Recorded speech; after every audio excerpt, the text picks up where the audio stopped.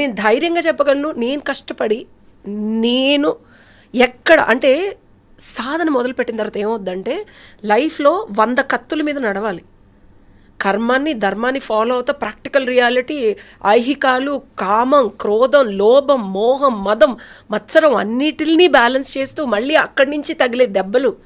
ఇంత తెలియని వాడు ఏదన్నా చేస్తే భగవంతుడు అర్రే నా బిడ్డ అని ఊరుకుంటాడు. అన్నీ తెలిసి జ్ఞానం ఉండి నీకు ఇంత బుద్ధిచ్చి నువ్వు కూడా తప్పు చేస్తే ఎట్లా అని చెప్పి. సో ఇంత చేసిన దానికి రియాలిటీలో ఎంఎస్సీ కంప్యూటర్ చదివి అమెరికా వెళ్ళి డివోర్స్ ఇచ్చి బాబుని కని, బాబుకి నేను తల్లినని తెలియదు. 5 నెలలు నా దగ్గర ఉన్నాడు. 2008లో పుట్టాడు.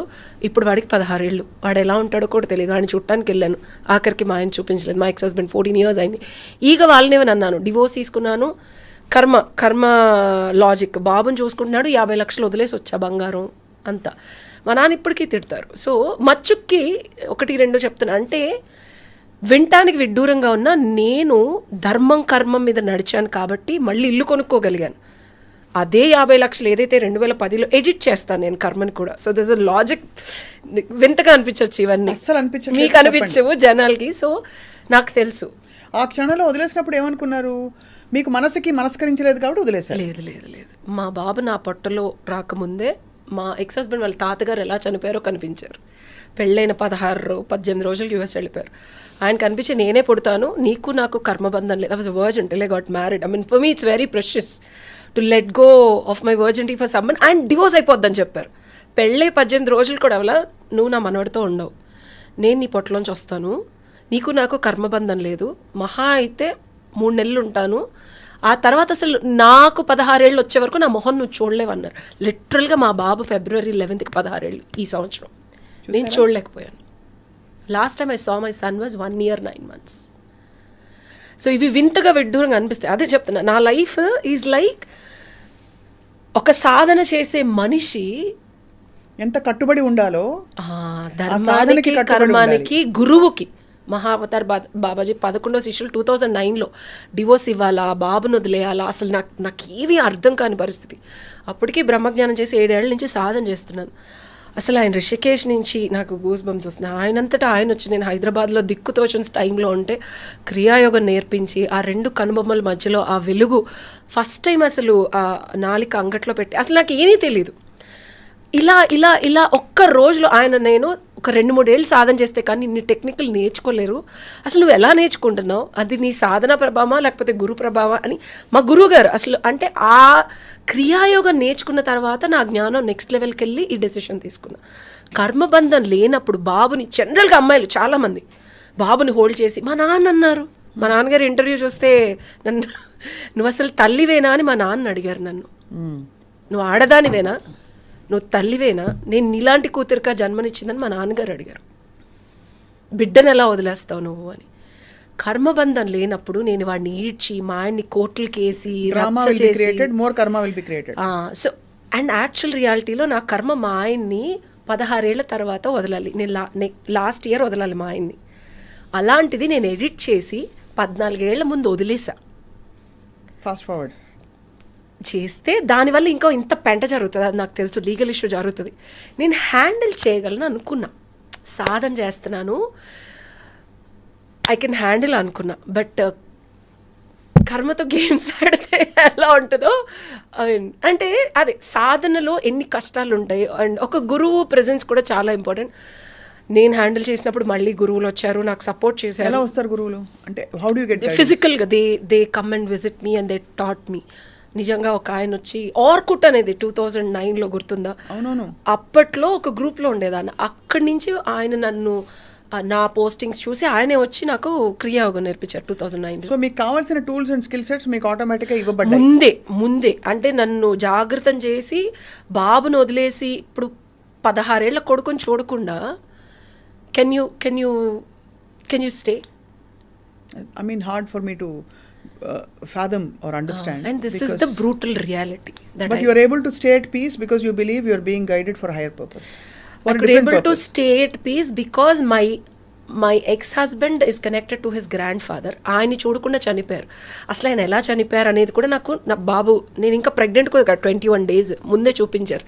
నేనే పుడతాను చూపించడం అంటే you got it as a vision మెడిటేషన్లో when I meditate I go to the alpha level. నేనే పుడతాను, బాబునే పుడతాను, నీకు నాకు అసలు బాబు పాలు కూడా తాగలేదు. అది literally I use to pump in US and game. So లేనప్పుడు ఆ అవగాహన నాకు చిన్నప్పుడే ఆ బ్రహ్మజ్ఞానం పెళ్లి కాక ముందు చేసిన ఆ బ్రహ్మజ్ఞానం వల్ల చేయగలిగాను. లేకపోతే it's impossible, humanly impossible to leave a son and leave కేసులు పెట్టకుండా రూపాయి కట్నం తీసుకోకుండా బంగారమును 50 లక్షల కట్నం వదిలేసి ఎవరు వస్తారండి? అది కూడా బుద్ధి కాదు, జ్ఞానం.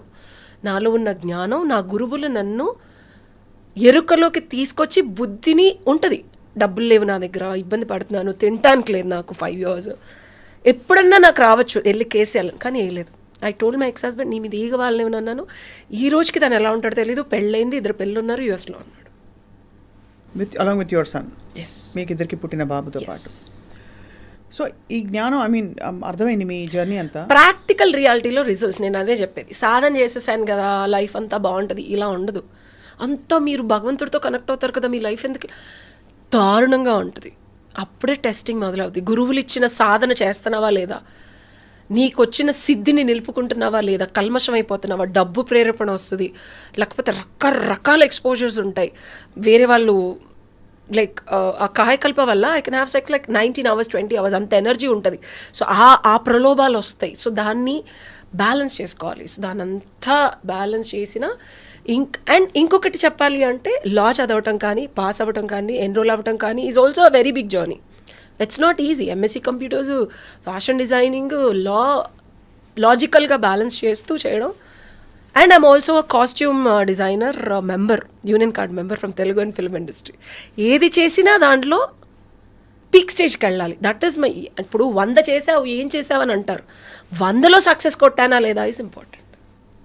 ఎంతమంది fashion designer costume designer card ఉంది, యూనియన్ కార్డ్ మెంబర్షిప్ ఉంది, నాకుంది. జీటీవీ సన్నీ లియోని షో చేశాను, ఓంకారం గురువు గారికి బ్లేజర్ కొట్టాను. అయితే అయితే మీ మిషన్ ఏంటి, మీ పర్పస్ ఏంటి మీరు తెలుసుకున్నారా? జస్ట్ జనవరి నుంచి 39 ఏళ్ల వైధవ్యం మొదలవుతుంది నాకు. 40 ఏళ్ల జర్నీ వైధవ్యం మొదలైన దగ్గర నుంచి. వైధవ్యమా వృద్ధాప్యం? వైధవ్యం 40 to 60 వైధవ్యం, 60 నుంచి వృద్ధాప్యం. చెంబట్టుకొని కాశీ వెళ్ళే టైం అది వృద్ధాప్యం. 60 తర్వాత అప్పుడు షష్ఠి పూర్తి. వైధవ్యం అంటే భర్త చనిపోతే అంటారు కదా. వైధవ్యం అంటే యాక్చువల్గా మనకి పూర్వకాలంలో ఇది కూడా చెప్తారు. రిలేషన్షిప్స్కి ఇది చాలా చాలా అంటే నేను చెప్పేది లాజిక్గా అనిపిస్తుంది మీకు. 40 తర్వాత నుంచి ఉన్న వైఫ్ని వదిలేసి గర్ల్ ఫ్రెండ్ల దగ్గరికి వెళ్తాం, ఎక్స్ట్రా మ్యారిటల్ అఫైర్స్ పెట్టుకోవడం, లేకపోతే డివోర్సుల రేట్లు ఎక్కువ అవడం మీరు గమనించే ఉంటారు. మనకి పూర్వీకులు ఇదివరకు చెంబట్టుకొని కాశీకి పంపించేవాళ్ళు. 60 ఏళ్ళకి షష్ఠి పూర్తి చేసేవాళ్ళు, తెలుసు కదా. ఎందుకు చేస్తారు చెప్పండి? షష్ఠి పూర్తి ఉన్న అమ్మతోనే చేస్తారా? కాదు. 40 ఏళ్ళు వీళ్ళు చెంబట్టుకొని వెళ్ళి సాధన చేసి రకరకాల ఆశ్రమాల్లో లివింగ్ టుగెదర్ అనే కాన్సెప్ట్. అంటే నువ్వు ఎవరితో అయినా ఉండొచ్చు, నచ్చిన వాళ్ళతో సెలెక్ట్ చేసుకొని 20 ఏళ్ల తర్వాత కొత్త అమ్మని తీసుకొని ఇంటికి వస్తే పిల్లలు పెళ్లి చేస్తారు మీకు నచ్చిన ఒక కొత్త పర్సన్తో. సేమ్ అమ్మతో షష్ఠి పూర్తి. ఇవన్నీ మనకి, నేను చిన్నప్పుడు అమ్మవారి గర్భగుడిలో పూజారి నా ఫ్రెండ్ పండుగాడు, ఆడికి 4 ఏళ్ళు అయితే నాకు 3 ఏళ్ళు, వాళ్ళతో పెరిగాను కాబట్టి. చెప్పారా మీకు? అంటే బ్రాహ్మలు వాడు కాదు, పూర్వం అలా ఉండేది. అంటే నచ్చిన వాళ్ళతో ఉండి ఎవరితో నువ్వు నెక్స్ట్ 60 years 120 years బతికేవాళ్ళు. దట్స్ అ మిడిల్ ఏజ్ అనమాట, పీక్ ఏజ్. అప్పుడు పెళ్లి చేసుకునేవాళ్ళు. 60 years Shashti Purti is a new life, not dead end, not with the same mother. నీకు తెలియని ఏజ్లో నీ తల్లిదండ్రులు పెళ్లి చేస్తారు, నీ ఎరుకున్న ఏజ్లో నువ్వు సెలెక్ట్ చేసుకొని అని చెప్పేవారు వాళ్ళు. ఇప్పుడు సోషల్ నార్మ్స్ ప్రకారం, చట్టం ప్రకారం ఇయర్స్ ఆఫ్ మన సప్రెషన్లో ఇది. అసలు నేను ఎప్పుడైనా ఒక రూల్ ఫాలో అవ్వాలండి స్వప్న, అసలు అది ఎందుకు పెట్టారు, దాని లాజిక్ ఏంటి, ఇది అప్లై చేయడం వల్ల రిజల్ట్. ఆమె రిజల్ట్ ఓరియంటెడ్ పర్సన్. సాధనైనా చిన్నప్పుడు నేర్చుకున్నాం కదా, ఎంఎస్సీ కంప్యూటర్స్ లాజిక్ అప్లై చేస్తాను, లూప్ పెడతాను, దానికి ఒక ప్రోగ్రామ్ రాస్తా. ఈ ప్రోగ్రామ్ రాస్తే దీని అవుట్పుట్ ఏంటి, అవుట్పుట్ వస్తేనే చేస్తా. పుక్కట్లో ప్రాసెస్ చేసుకొని ఇన్ఫర్మేషన్ బుర్రలో జీబీలు ఎందుకు పెంచుకోవడం? అంతే కదా. What is input, what is the process, what is the output. Output వచ్చిన తర్వాత ఈ అవుట్పుట్ ఇంకెక్కడ అప్లై చేయగలను చూస్తాను. That is application of law. Beautiful. So అయితే మరి ఓకే, సో మీరు చెప్పారు 40 ఏళ్ళ 40th yearకి మీకు వైధవ్యం మొదలైందన్నారు మీరు. సో ఇప్పుడు జీవితంలో పర్పస్ ఏంటి? ఇప్పుడు వరకు ఇన్ని చేసాం, అంటే నా సాధన అవనివ్వండి, నేర్చుకోవడం అవ్వండి, చదవటం అవ్వండి, సర్టిఫికేషన్లు అవనివ్వండి, ఇప్పటి వరకు ఇన్ని నేర్చుకున్నా. ఇప్పుడు ఇవన్నీ అప్లై చేసి ప్రపంచంలో నేను ఏమి చేసి వెళ్ళిపోవాలి, నా వల్ల ప్రపంచానికి ఏమి ఉపయోగం ఉంది, నాకు ఇంత జ్ఞానం భగవంతుడు ఇచ్చాడు, ఐఎమ్ నౌ హెల్డ్ రెస్పాన్సిబుల్. నేను ఇన్ని రోజులు డబ్బుల కోసం కొంచెం ఇల్లు ఉంది చిన్న, ఒక 8 years బ్యాక్ సొంత ఇల్లు కొనుక్కున్నాను. నెలకు ఒక 20-30 వేలు వచ్చేలాగా మా నాన్నగారు సెట్ చేశారు. సో నేను పెద్దగా కష్టపడిపోయి ఒక బేసిక్ మిడిల్ క్లాస్ అమ్మాయి జీవితం బతికేస్తున్నాను నేను. ఇంకా ఏదైనా చేసినా డబ్బుల కోసం చేశాను ఇన్ని రోజులు, లేకపోతే సక్సెస్ అవ్వడం కోసమో చేశాను, పేరు కోసమో చేశాను. ద మొమెంట్ ఐ హిట్ 40 ఫిబ్రవరిలో డబ్బులు, సక్సెస్, ప్రేరణ ఇవేవి రావట్లేదు లోపల నుంచి. మీరు ఇందాక మనం మాట్లాడుకున్నాం, ఒక దగ్గరికి వెళ్ళి, ఇది అసలు యూఎస్, మా బాబుని ఇన్ని సంవత్సరాలు నేను యూఎస్ వెళ్ళా, నాకు లాస్ట్ ఇయర్ వీసా వచ్చిన, సడన్గా యూఎస్ వెళ్ళాను నేను మొన్న. ఆటాకి మా ఫ్రెండ్ ఏదో స్పాన్సర్ చేస్తే I took care of it. So లోపల నుంచి వచ్చే అసలు డల్లాస్ ఎక్కడ, ఇండియానాపోలిస్ ఎక్కడ, యూఎస్లో ఉన్న వాళ్ళకే ఇట్లాగా డైనోసార్లు పాదాలు ఉంటాయని తెలియదు. నేను ఇన్స్టాగ్రామ్లో పెడితే ఈ నిజంగా ఉన్నాయి, నిజమేనా అంటే నిజమే. 2 years బ్యాక్ కూడా రీసెర్చ్ చేశారు. యూఎస్లో ఉన్నోళ్ళే చూడనివి నేను ఓన్లీ టికెట్ డబ్బులే పెట్టుకున్నా. అక్కడ ఫ్రీ అకామిడేషను, హోటల్ కూడా భగవంతుడు క్రియేట్ చేశాడు. అంటే లోపల నుంచి వచ్చే ఆ కాలింగ్ని ఫుల్ఫిల్ చేస్తున్నాను నేను ఇప్పుడు. So that is like a purpose. That is like a purpose. So you don't know what the next calling is going to be. Your equation with yourself, with the world, with your family. Alignment with myself, to the body, to the soul and to the atma, and taking one step at a time, and gurus guiding me, and consistently producing result to the world, not to me.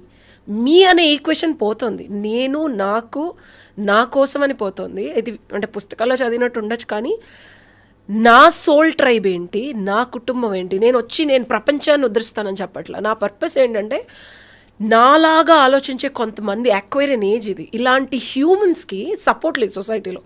నాలాగా తొక్కివే పడతారు, నా మీద లేనిపోని issues పెట్టి నన్ను చాలా చాలా torture చేశారు. ఇలాంటి పీపుల్కి ఒక ప్రాపర్ బ్రదర్హుడ్, సిస్టర్హుడ్, ఒక కమ్యూనిటీ లేదు. తేడాగా ఉన్నది, ఈ అమ్మాయి ఏదో తేడా, ఎంఎస్సీ ఇన్ని ఎలా చేశాను బై, చూస్తున్నావు కదా, చేశాను, సర్టిఫికెట్లు ఉన్నాయి, నువ్వు రిజల్ట్ చూస్తున్నావు, 2.5 million వ్యూస్ ఉన్నాయి. నేను అడ్వకేట్గా మాట్లాడితే లాస్ట్ ఇయర్ మాట్లాడాను నేను ఒక చిన్న ఇష్యూకి. సో నా మాట వింటున్నారు. So this is the result. So this is your purpose, to create a community and a network like that for all the lost souls. And letting people accept who they are, not getting judged by the society.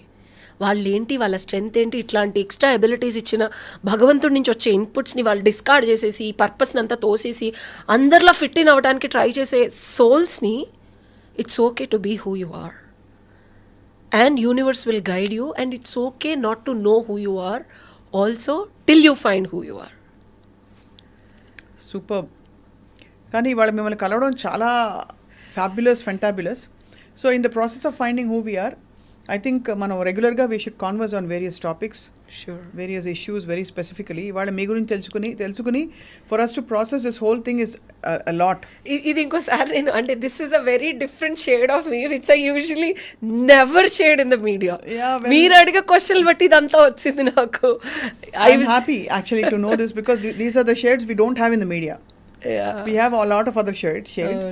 But తప్పకుండా ఉషా గారు, I look forward మళ్ళీ మనం కలవాలి, మనం practical గా మాట్లాడుకుందాం, regular మనుషులకి అర్థమయ్యేలాగా. I think this is reasonably practical మీరు చెప్పింది. ఓకే, మనతో మనం అలైన్మెంట్ లో ఉండడం, ఏది జరిగినా కూడా ఒక హైయర్ పర్పస్, ఒక కర్మబంధం, ఒక కారణం ఉందని గ్రహించుకోవడం, కాబట్టి తద్వారా ఊరికే బాధపడిపోకపోవడం.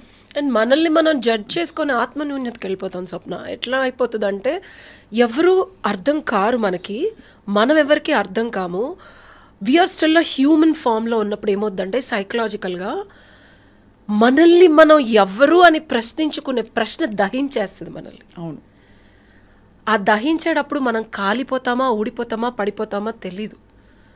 This is my purpose of letting souls know, create a bond between each soul and make us. నాకు 10 మందా 20 మందా, నేను లక్షలు ప్రపంచాన్ని ట్రాన్స్ఫార్మ్ చేస్తానని చెప్పను. ఆ 10 మంది అయినా నేనున్నాను. You can come and talk to me and I'm not expecting anything.